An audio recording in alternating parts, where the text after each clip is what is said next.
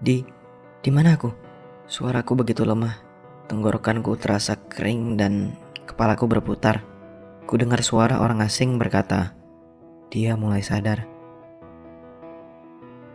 Aku merasa kacau, bingung, seakan terbangun dari mimpi buruk yang sangat lama. Membuka mata sangatlah menyakitkan.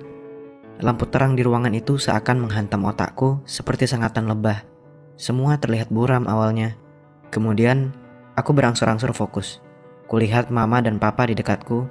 Mereka menangis. Aku menunduk melihat adik-adikku. Masing-masing menggenggam tanganku. Aku berada di ranjang, tapi bukan di rumah. Aku berada di rumah sakit. Orang asing itu yang berbicara tadi adalah seorang dokter. Apa yang kulakukan di sini? Tanyaku parau perlahan pada mama. Kamu gak ingat? Balasnya lembut. Suaranya terseduh. Kemudian ingatan itu mulai kembali. Itu semua berawal saat liburan kami ke negara asal kami, Sri Lanka. Aku ingat bertemu dengan kerabat dan menghabiskan waktu yang menyenangkan. Kami mengunjungi banyak tempat yang menakjubkan di negara indah tersebut. Di antara banyaknya perjalanan kami, ada satu kunjungan ke hutan di mana terdapat air terjun yang sangat indah di dalamnya. Warnanya benar-benar menakjubkan. Warna biru gelap, air kolam di bawah air terjun begitu kontras dengan hijaunya hutan itu. Di sana sangat hening. Satu-satunya suara yang terdengar adalah suara air yang mengalir lembut dari atas ke dalam kolam di bawahnya. Dengan suara-suara unik burung liar eksotis dari kejauhan di dalam hutan di sekeliling kami. Aku ingat kami menghabiskan waktu menyenangkan bermain air di sekitar pinggiran kolam.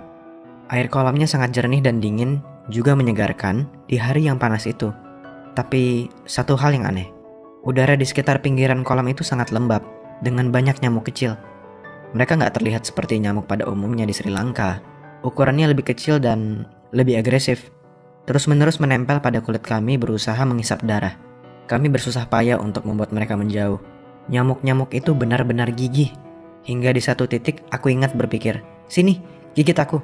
Aku juga gak peduli." Aku ingin bersenang-senang dan bukannya menghabiskan waktu berkelahi dengan nyamuk di air terjun. Tapi aku penasaran untuk tahu seperti apa bekas gigitan dari hewan sekecil itu. Jadi, kubiarkan mereka menggigitku selagi aku menikmati bermain air. Kuingat saat nyamuk-nyamuk itu mulai menggigit. Rasanya gak ada bedanya dengan nyamuk biasa.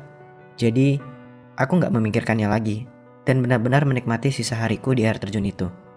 Saat kami meninggalkan air terjun dan hutan itu, aku merasa lelah, tapi senang. Esok harinya saat aku bangun tidur, aku merasa buruk. Segera setelah aku buka mata, aku tahu aku akan muntah. Aku berlari ke kamar mandi dan berhasil memuntahkannya. Kepalaku berputar dan sakit luar biasa. Badanku juga gemetaran.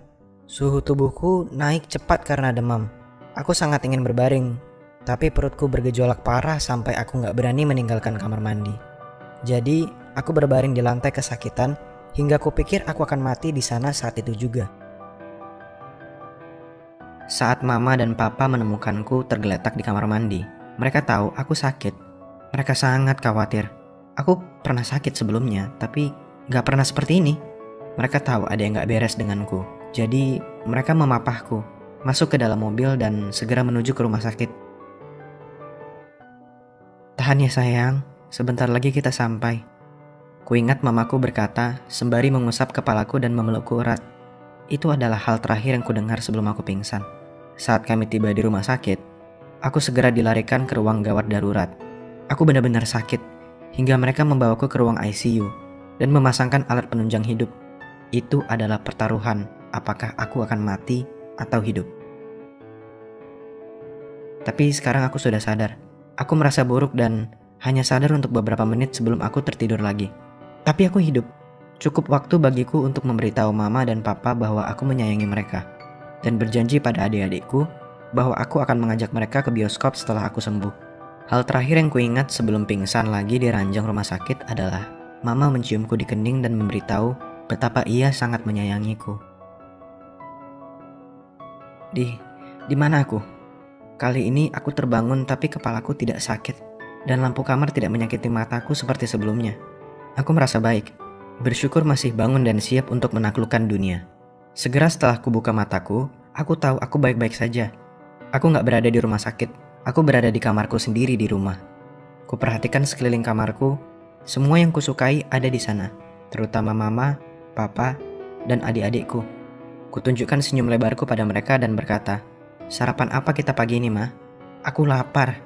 Kulihat mama dan papa menangis, tapi kali ini air mata bahagia. Aku bertahan hidup. Semuanya kembali seperti semula, keluarga yang sehat dan bahagia. Saat aku benar-benar kembali sehat, kutanya mama dan papa apa yang sebenarnya menimpaku. Dan akhirnya mereka memberitahuku, "Kami tidak ingin memberitahumu saat sakit, karena kami pikir kamu akan ketakutan karena kamu menderita malaria." Malaria? Itu merupakan salah satu penyakit mematikan di dunia. Gak heran kalau aku merasa seakan berada di ambang pintu kematian. Aku terkejut sekaligus bangga akan diriku. Aku baru berumur 10 tahun, tapi berhasil melewati penyakit mematikan. Terima kasih kepada para dokter ahli dan kasih sayang dari keluargaku. Aku tahu aku sangat beruntung. Aku bisa saja mati. Saat kupikirkan kembali ketika berada di air terjun itu, kutanyakan lagi pada diriku sendiri, apa aku akan melakukan hal yang berbeda? Jawabannya adalah ya. Akan kulakukan apa saja untuk terhindar dari gigitan nyamuk-nyamuk menyebalkan itu. Aku begitu bodoh. Begitu penasaran apa rasanya digigit nyamuk kecil itu. Nyamuk membawa penyakit dan aku tahu itu. Jadi aku harus mengutamakan kesehatanku dibandingkan rasa penasaranku. Makhluk kecil itu dan gigitannya hampir saja merenggut nyawaku. Mereka menempatkan emosiku seperti dalam permainan roller coaster. Dari terkejut dan ketakutan, menjadi bahagia dan senang karena merasa sehat dan kembali ke keluarga yang kusayangi. Dunia ini adalah tempat indah yang dipenuhi petualangan. Dan aku udah gak sabar untuk melihat sebanyak yang ku bisa. Satu hal yang pasti, di masa mendatang, kemanapun ku pergi, aku akan selalu berhati-hati dan waspada akan resiko-resikonya. Terutama di tempat-tempat baru yang menakjubkan dan eksotis di luar sana yang menunggu untuk kukunjungi. Jika kamu memerlukan bantuan kebutuhan medis dan mental, Halodoc bisa membantumu. Di aplikasi gratis Halodoc, kamu bisa langsung ngobrol dengan dokter dan ahli kesehatan mental.